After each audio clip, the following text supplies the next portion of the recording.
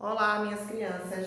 Hoje, vocês vão abrir o livro de vocês na página 96 para a gente encerrar o livro 2, trazendo como tema o verbete de enciclopédia, tá? Entendendo o gênero e as características, tá? Então, vamos aí. Diz: conforme vimos no decorrer desta unidade, o verbete de enciclopédia compreende o gênero expositivo, que tem a função de apresentar informações gerais a respeito de um certo assunto.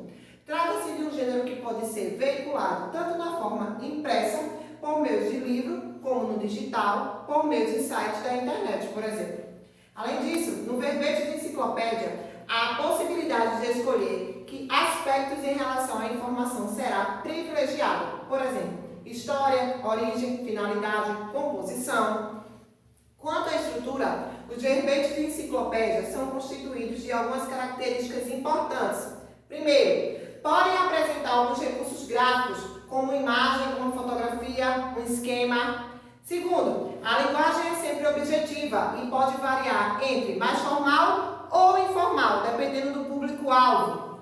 Terceiro, o uso da terceira pessoa do discurso confere mais imparcialidade e impessoalidade, evitando assim a subjetividade. Quarto, o uso do tempo presente do modo indicativo expressa processos considerados habituais, portanto, permanentes. Quinto, os verbos no pretérito são usados quando são apresentados fatos históricos ou bibliográficos, por exemplo. Aí tem aí, atenção!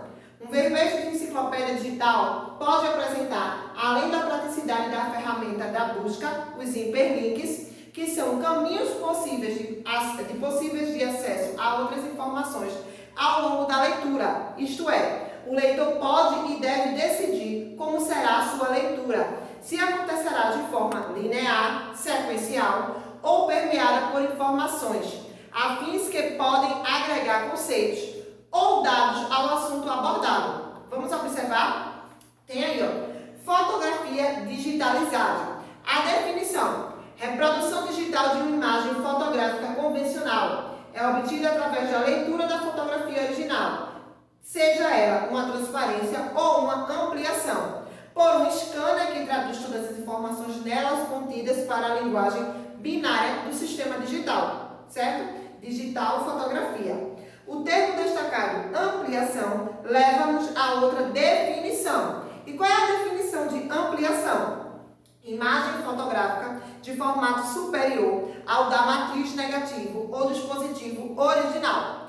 Quase todas as fotografias que vemos no dia a dia são ampliações, pois as reduções são raras e os contatos são, de modo geral, manuseados apenas pelos fotógrafos, os laboratoristas, os editores e os diretores de arte. Durante todo o século XIX, as ampliações fotográficas eram raras, imperando as cópias por contato, que reproduziam o formato do negativo original. Basta lembrar que os formatos mais em voga durante a segunda metade do século XIX, os cartões de visita e os cartões gabinete, são constituídos por cópias contatos. As primeiras câmaras solares, ancestrais dos modernos ampliadores, são difundidas a partir de meados da década de 1860, mas, ainda assim, têm um uso limitado. Enciclopédia Itaú, Cultural de Arte e de Cultura Brasileira. Essa outra definição, por sua vez, também oferece outros hiperlinks. Podemos ver através das palavras em destaque: matriz negativo, dispositivo, cartões de visitas, cartões de gabinete e câmeras solares, tá? Vamos lá. Na página 98 e 99, ele vai falar sobre o maxi desafio que vocês devem realizar. Na página 100, ele diz assim: você aprendeu, tá? Aí diz: nesta unidade, você entrou em contato por meio de textos, de exemplos e da definição de alguns conceitos, com informações que contribuirão para a sua aprendizagem e o seu crescimento intelectual e pessoal. Agora é hora de sistematizar esses conceitos. Aí tem verbete de enciclopédia: semântica, sinônimo, anônimo, parônimo e antônimo. O que é semântica? Aí vocês vão botar aqui. É a parte da língua portuguesa que estuda a significação das palavras.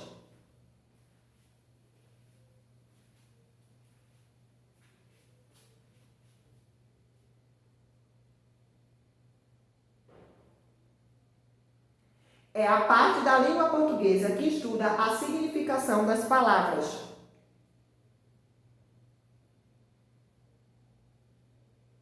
Das expressões e dos enunciados que formam os textos.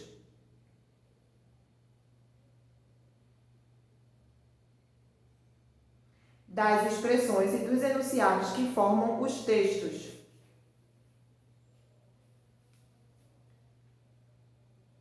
Então, a semântica ficou. É a parte da língua portuguesa que estuda a significação das palavras, das expressões e dos enunciados que formam os textos.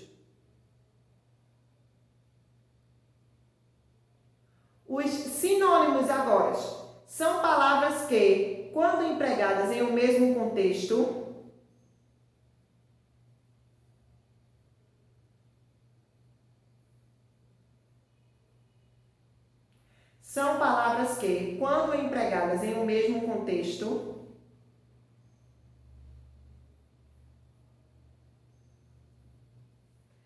têm o mesmo significado ou significados muito parecidos. Têm o mesmo significado ou significados muito parecidos. Ficou assim os sinônimos. São palavras que, quando empregadas em um mesmo contexto, têm o mesmo significado ou significados muito parecidos. Antônimos são palavras que apresentam significados opostos. São palavras que apresentam significados opostos.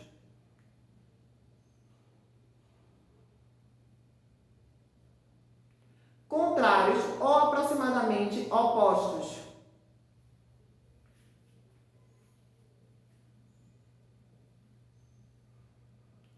Contrários ou aproximadamente opostos.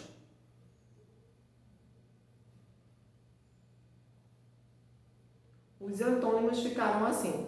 São palavras que apresentam significados opostos, contrários ou aproximadamente opostos. Os homônimos são palavras com significados diferentes, mas que se escrevem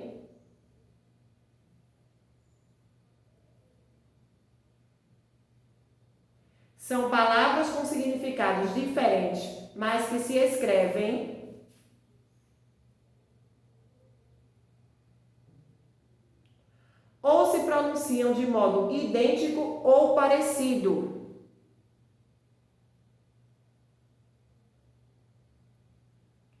Ou se pronunciam de modo idêntico ou parecido.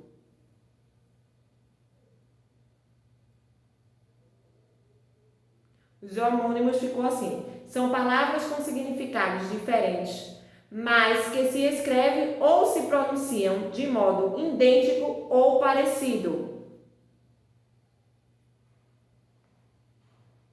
Os parônimos são palavras que apresentam significados diferentes,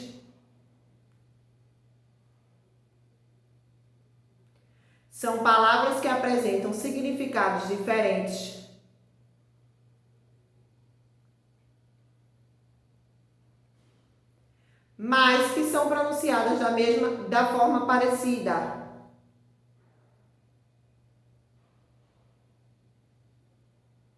Mas que são pronunciadas da forma parecida.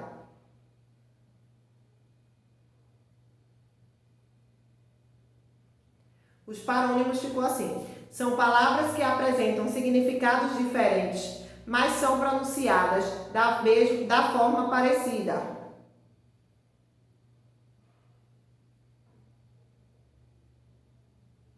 E tá aí no último dizendo assim: qual é a função social do gênero verbete de enciclopédia? Vocês vão botar construção do conhecimento formal e propagação de informações.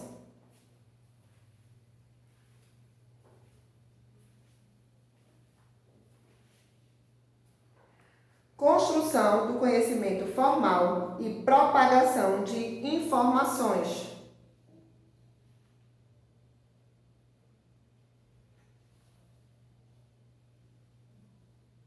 E para finalizar, na página 101 e 102, vai trabalhar o conhecimento de vocês de acordo com o que aprenderam no livro 2, tá certo, meus amores? Assim, concluímos o livro 2 e na próxima aula de português já iniciamos com o livro 3.